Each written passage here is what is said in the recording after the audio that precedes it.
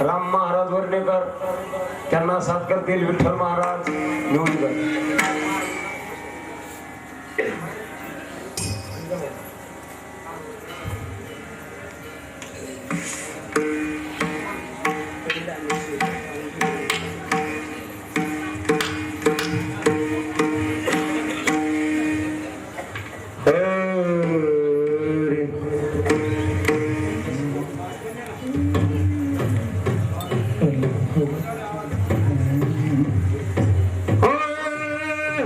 विषय विसार पडिला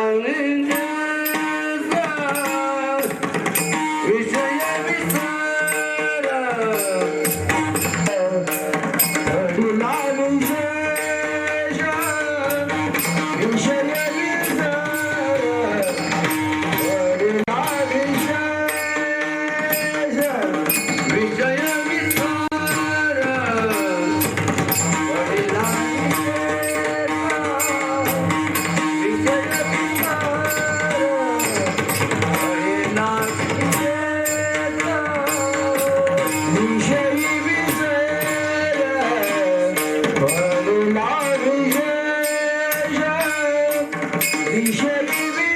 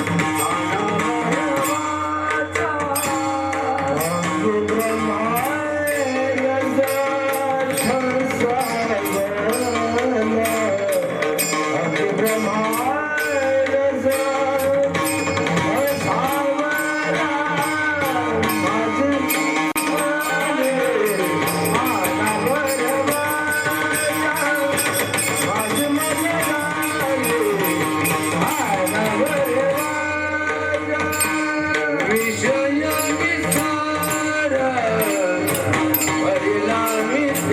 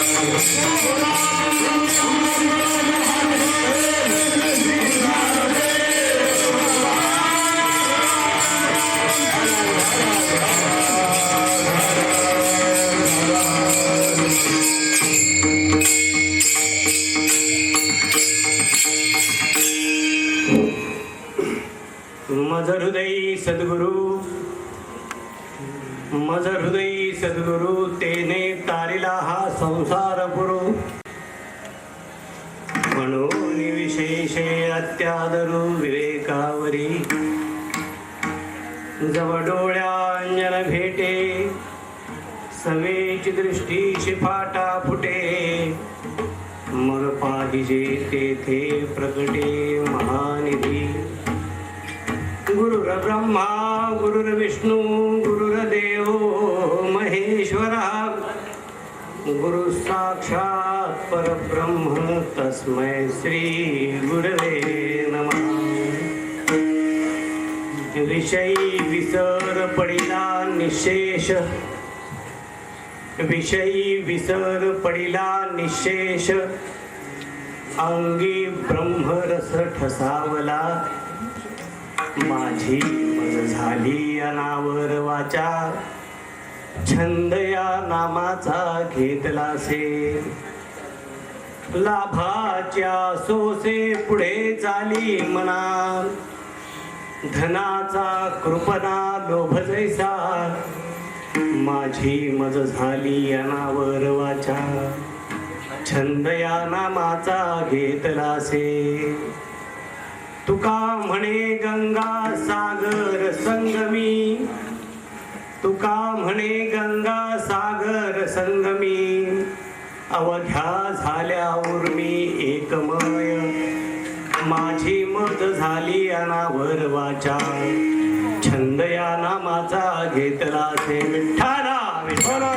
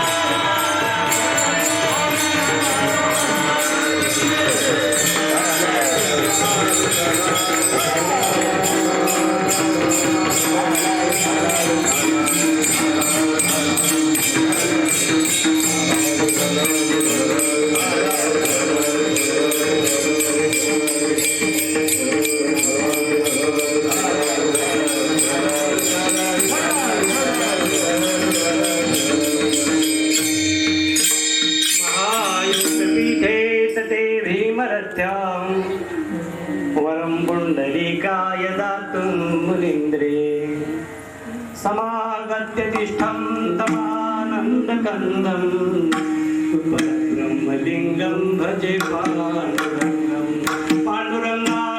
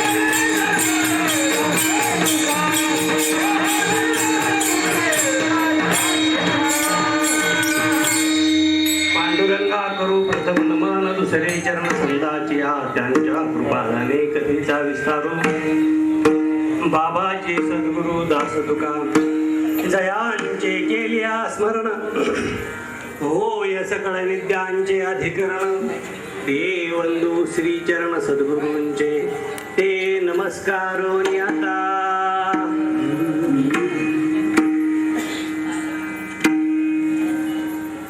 आज एवढ्या मोठ्या संख्येने आपण गुरु गौरवासाठी उपस्थित झालो आहोत. सद्गुरूच्या कृपा प्रसादाने काय होऊ शकतं, नामाचं महत्व काय आहे आणि तुकाराम महाराजांचा अनुभव काय आहे ते या प्रस्तुत अभंगामधून सांगतात. विठ्ठला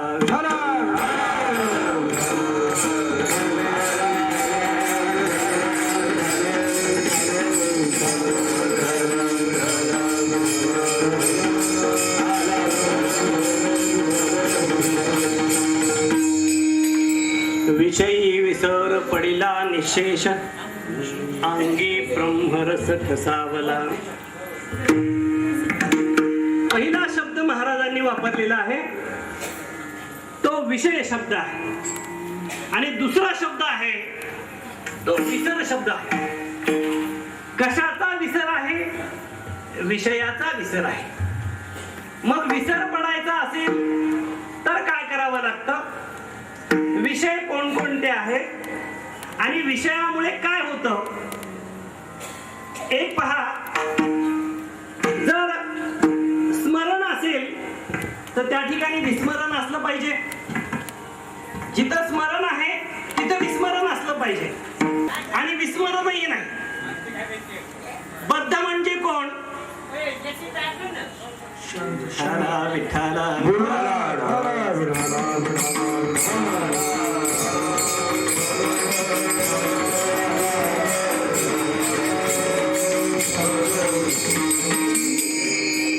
वेडे माणसं आपण रस्त्याने जाताना पाहतो. एखाद्या वेडीला जर माहेरी आणलं तर तिला कळेल का आपण माहेरी आलो म्हणून? तिला कळणार नाही मी माहेरी आले म्हणून. तिला सासर आणि माहेर दोन्ही सारखंच असतं. सासरी गेली काय ती वेडीच आहे आणि माहेरी असली काय ती वेडीच आहे. बद्ध हे असे असतात ज्यांना स्मरणही नाही आणि विस्मरणही नाही. दुसरे जीव आहेत ते संसारी जीव आहेत. संसारी जीवांना काय आठवतं? संसारी जीवांना संसार आठवतो, देव आठवत नाही. विषयी ओढी बोलले जीव, विषय ओढी बोलले जीव, आता यांनी कोण करील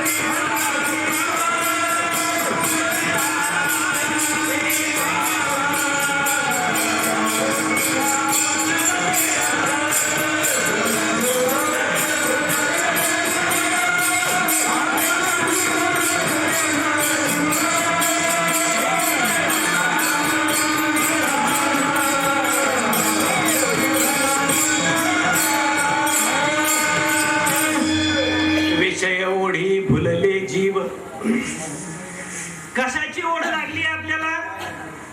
विषयाची ओढ लागली आहे. विषय ओढी फुलले जीव आता त्यांची कोण करील किव, असा किव येणारा दुसरा कोण आहे? अनेक जणांची कीव करावी वाटते.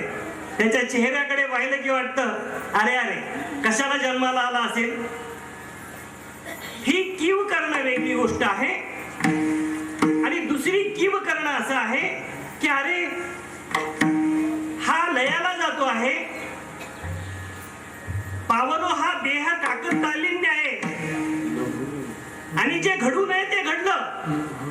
आम्हाला हा नरदेह मिळाला आहे आणि या मिळालेल्या नरदेहाने जो परमात्म प्राप्ती आम्हाला करून घ्यायची आहे त्या परमात्म प्राप्तीपासून हा दूर जातो आहे, याची कीव आहे. याला म्हणतात कीव करणं. तुकाराम महाराज म्हणतात विषय ओढी भुलले जीव, आता त्यांची कोण करीले किव, नुपजे नारायणी भाव, पाहुनी ठाव नरदेह. नरदेह मिळाला पण आम्ही कुठे घालवला? संसारात घालवला. खावे प्यावे ल्यावे असावे हाच धरी हवं संसारी. संसारी लोक मोठ्या प्रमाणावर आपल्याला आता मंदिरामध्ये जाताना दिसतात किंवा गुहांकडे जाताना दिसतात. सगळ्यांना परमात्मा प्राप्ती करून घ्यायची आहे का? सगळ्यांना मुक्त व्हायचं आहे का? नाही हो. अनेक महाराजांच्या नागी लागून पाहिलं, कधी चांगले निघाले कधी वाईट निघाले. एक लक्षात घ्या, ज्यांच्या मागे लाखो लोक असतात ते संत असतातच असं नाही. ज्यांच्या मागे करोडो लोक असतात, आपण असं म्हणतो हा लोक काय वेडे आहेत का हो, लाखो लोक त्याच्या मागे चालले तर ते वेडेच आहेत. मेंढ्या कशा असतात, एक मेंढी गेली की तिच्या मागे सगळ्या मेंढ्या जातात. मग पहिली मेंढी हुशार असली तर काम होईल आणि ती जर गेली विहिरीमध्ये तर बाकी सगळ्या गेली जातील की आपोआपच? सांगावं लागेल का? नाही. लाखो लोक मागे जातात म्हणून तो सद्गुरू करू नये. असं म्हणतात बाय मी रुपया दिला आणि बाय मी केला. 1 रुपयात गुरु फुकट मिळणार आहे का विकत मिळणार आहे? विकण्याची चीज आहे ती. ज्याला काहीतरी परंपरा आहे, ज्याला काहीतरी मूल्य आहे, गुरु पारखून केला पाहिजे. आणि जर गुरु पारखून केला नाही, हे बा हिरा शोधणारा पारखी असतो त्याला रत्न पारखी म्हणतात. पा ते रत्न जर त्याला कळलं नाही तर गारगोटी आणि रत्न दोन्ही सारखेच आहेत. आणि ज्याला रत्न कळत नाही त्यांनी गारगोटी सुद्धा लाख रुपयात विकत घेईल. लाख लोक त्यांच्या पाठीमागे जातात म्हणून त्या लाख लोकांच्या पाठीमागे आपण जायचं आहे का, हा विचार आपण केला पाहिजे. संसारी जीवांनाच विचार करायचा आहे हा. कारण त्यांना काय व्हायचं आहे, साधकत्व प्राप्त करून घ्यायचं आहे. साधकत्व प्राप्त करून घ्यायचं असेल तर त्या संसारी जीवानी विचार केला पाहिजे. विचार विचारावा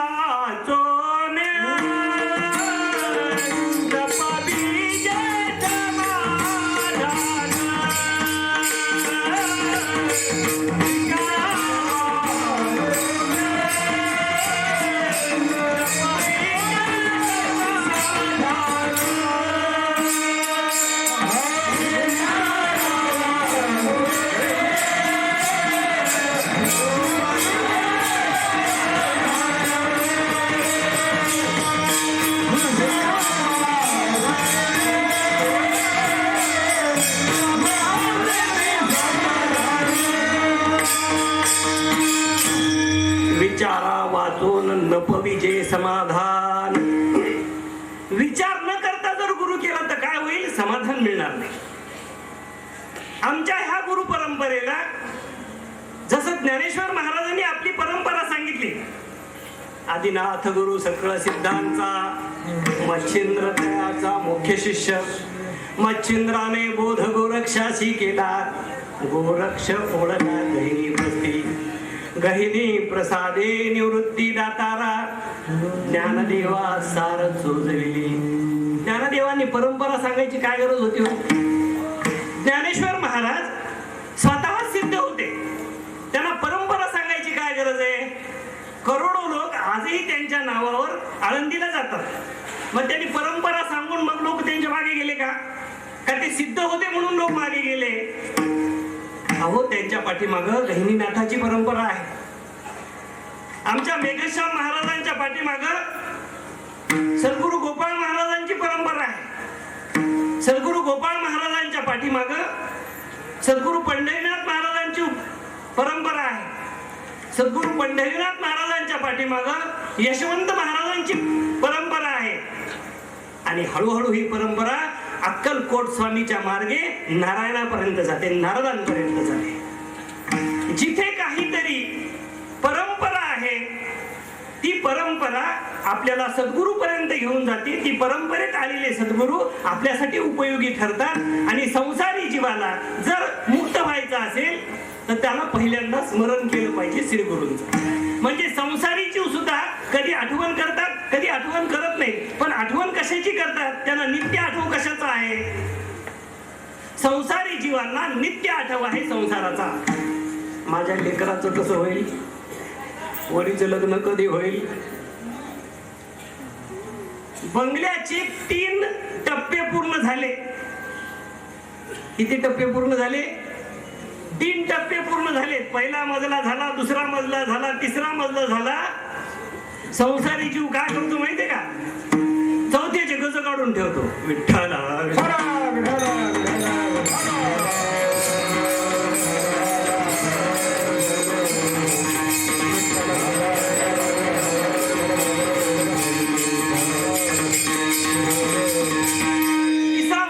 साधकांचा. ज्यांना कशाची आठवण होते? ज्याला संसाराचीही आठवण आहे आणि पार्शली त्यांना परमार्थाची पण आठवण आहे. दोन्हीही समसमान आहे. माझा संसारही मला सांभाळायचा आहे. ज्याचे ऐहिक धड नाही. प्रत्येक ठिकाणी इंडियन पिनल कोड प्रमाण द्यावं लागत असतं. इथं काही बोलायची आम्हाला मुक्तता नाहीये. एक तर कायदा दाखव, नाही तर तुझं बोलणं बंद कर. 2च गोष्टी इथं. एक तर बोल, नाही तर त्याला काय तुकाराम महाराज काय सांगतात ते सांग, ज्ञानदेव काय सांगतात ते सांग, चोखामेळा काय सांगतात ते सांग. या सर्व संतांचा तुम्ही काहीतरी त्याला आधार असल्याशिवाय इथं बोलायचा अधिकार नाही. माझ्या मी आधारानं बोलत नाही. मी तिथं जे उभा आहे ते माझ्या सद्गुरूंच्या कृपा प्रसादानं उभा आहे. मग जेव्हा ज्याचे ऐहिक धड नाही त्याचे परत्र पुसशी काही, ज्याला संसारच धड करता आला नाही त्याला परमार्थ धड कसा करता येईल? म्हणून जे साधक असतात त्यांना संसारही करता येतो. तुकोबांनी संसारही केला, तुकोबांनी परमार्थही केला. नाथांनी संसारही केला, नाथांनी परमार्थही केला. जनीने नामदेवाबरोबर त्यांचा संसार चालवू लागले, इकडं विठोबाचं ध्यानही करू लागले. म्हणजे संसारात असणं एक लक्षात घ्या. जर ज्ञानेश्वर महाराजांच्या दिंडीला किंवा ज्ञानेश्वर महाराजांच्या पाठीमागं एवढे सगळे लोक कशामुळे झालेत माहितीये का? त्याचं एकच कारण आहे. हरिपाठात येते पहा. कोणते? आसोनी संसारी जिवे वेगुगरी वेद शास्त्र मुखाली पाया सदा. ज्ञानेश्वर महाराज जर असं म्हणले नसते ना आसोनी संसारी, तर लोक म्हणले असते कशाला बाबा. आता सहज आठवलं म्हणून एक दृष्टांत सांगतो. एक सावकार होते, त्यांच्याकडे नित्य एक भागवत कथाकार यायचे आणि ती कथा सांगायची. ते समोर सावकार बसून ऐकायचे आणि दोघेही निघून जायचे त्यांच्या कामात. एकदा असं घडलं की सावकाराला काम आलं आणि सावकाराला कोर्टाची तारीख असल्यामुळे जायचं काम पडलं. मग भागवतकाराला त्यांनी विचारलं की अहो मला तर आता कोर्टाची तारीख आहे, आपलं भागवत पडल, काय करायचं? भागवतकार म्हणले बरं आहे, तुमच्या नातवाला पाठवा, तो समोर बसेल, मी कथा करतो, तुम्ही तुमचं काम करा. सावकार जास्त चिंतित झाले. ते म्हणले तुम्ही चिंतित का झालात?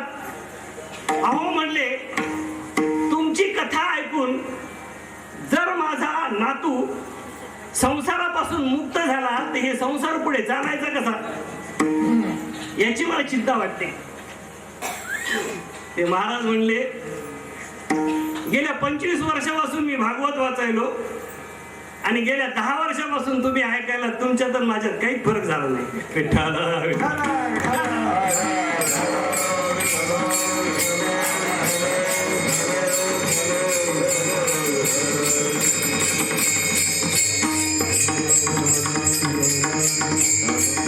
आधी साधक वृत्ती निर्माण झाली पाहिजे.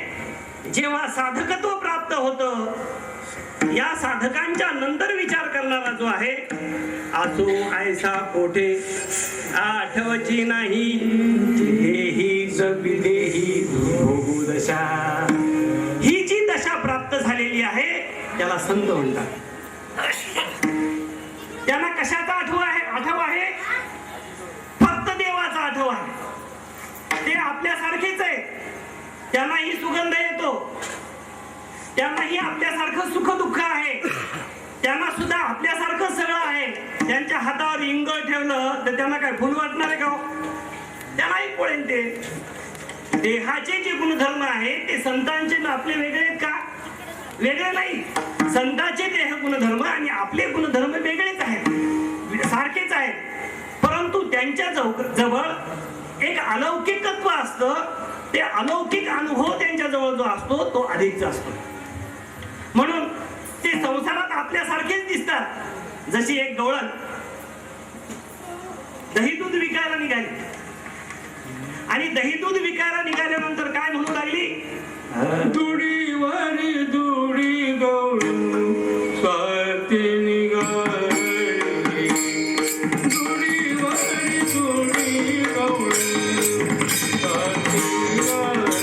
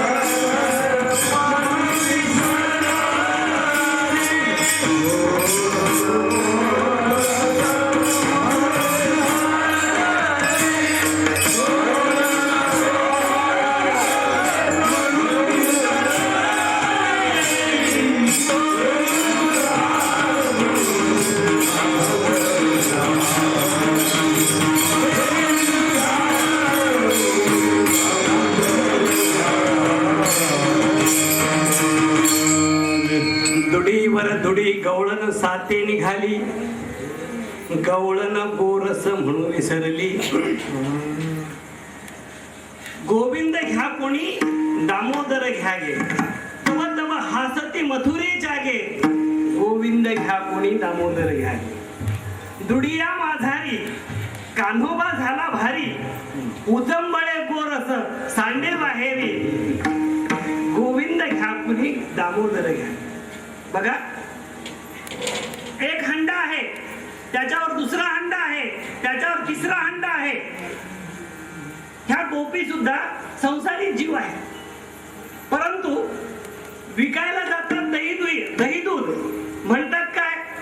गोविंद घ्या कोणी दामोदर घ्या गे. गोविंद घ्या कोणी दामोदर घ्या गे. तव तव हासती मथुरे जागे. गोविंद घ्या कोणी दामोदर घ्या गे. गोविंद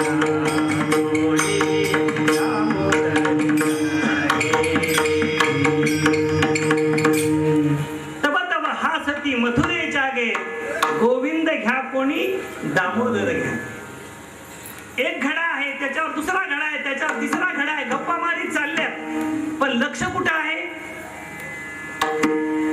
लक्ष तिथं आहे. स्मरण कशाचं आहे?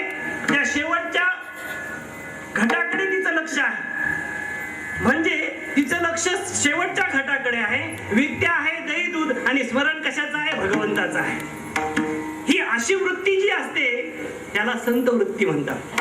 स्मरण जिथं आहे तिथे विस्मरण असलं पाहिजे की नाही? स्मरण आहे तिथे विस्मरण असलंच पाहिजे. स्मरणाचे 3 प्रकार ठरतात. पहिला प्रकार आहे बोधजन्य स्मरण. भक्तीचे पोटी बोध काकडा,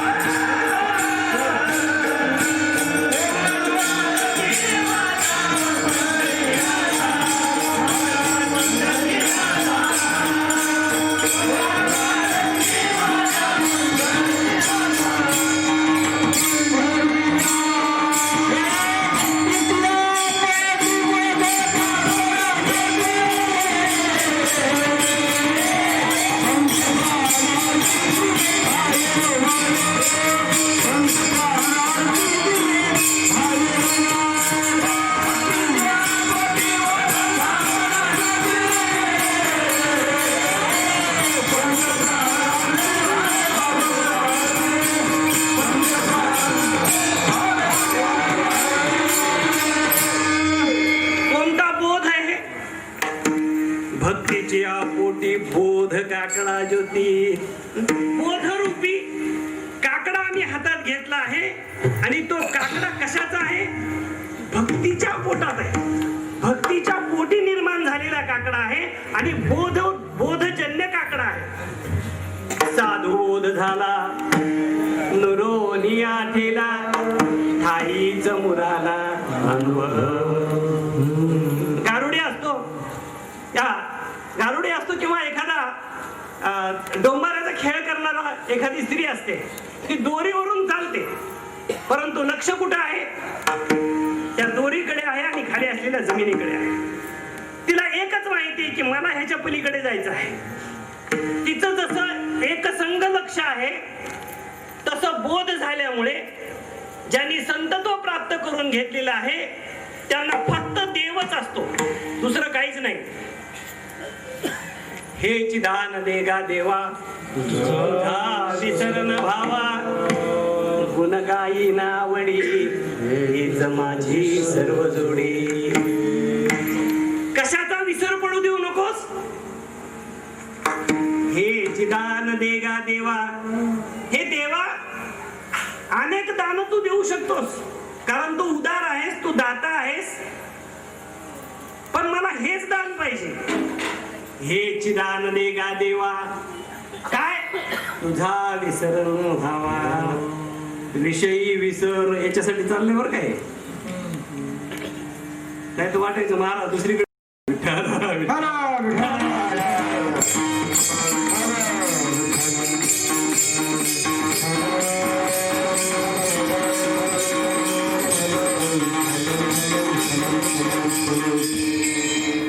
म्हणजे बोधजन्य ज्या ठिकाणी स्मरण असतं त्या बोधजन्य स्मरणामध्ये भगवंताच्या स्मरणाशिवाय दुसरं कशाचं स्मरण नाही. दुसरं जे स्मरण आहे ते संबंधजन्य स्मरण आहे. संबंधजन्य स्मरण म्हणजे काय तुम्हाला आपल्याला सगळ्यांनाच माहिती आहे. आपल्याला कशाचं स्मरण आहे?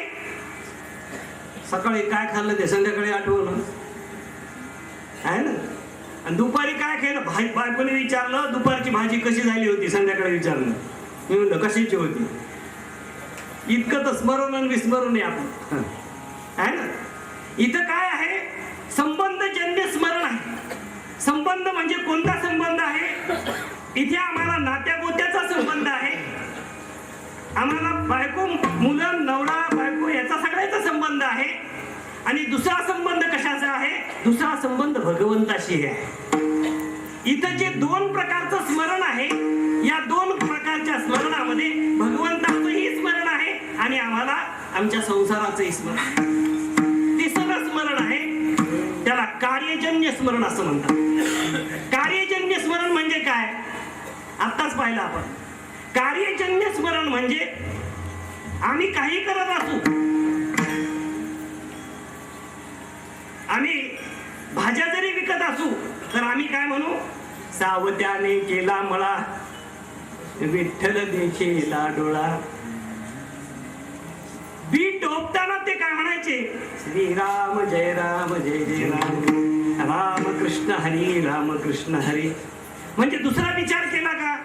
संसार करत असताना सुद्धा त्यांच्या संसाराचं काम केलं, परंतु संसाराचा विचार केला. एक लक्षात घ्या. म्हणून हे असं स्मरण आणि विस्मरण ह्या दोन गोष्टी सतत सारख्या चालत असतात. महाराज काय म्हणतात? मला कशाचा विसर पडला? विषयी विसर पडिला विषयी विसर पडिला विषयी विसर पडिला विषयी विसर पडिला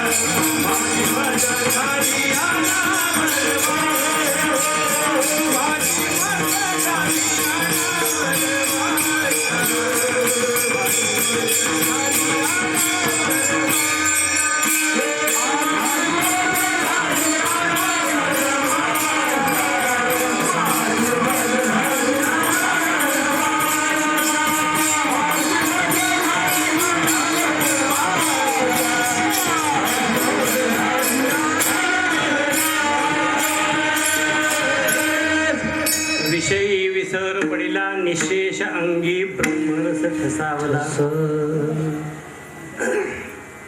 ऐसा विषयाचा पडिपाडू गोड परमार्थ लागे कडू. आपला असं जे गोड आहे ना ते आपल्याला कडू लागतं आणि जे कडू आहे ते आपल्याला गोड लागतं. हे का होतं? विषय लिंब बहु गोडी आला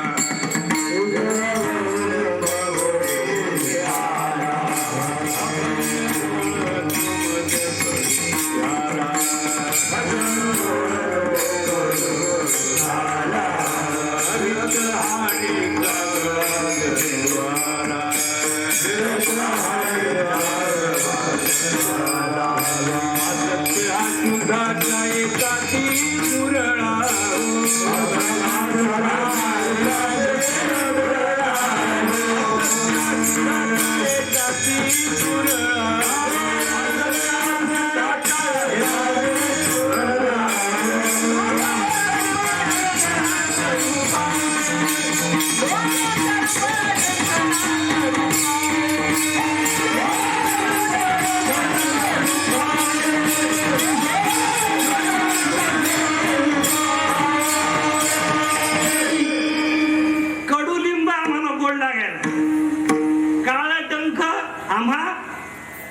खाऊ आला काळ, तो काळ जवळ आलेला आहे पण आम्हाला कळत नाही की हा काळ खायला आम्हाला आलेला आहे.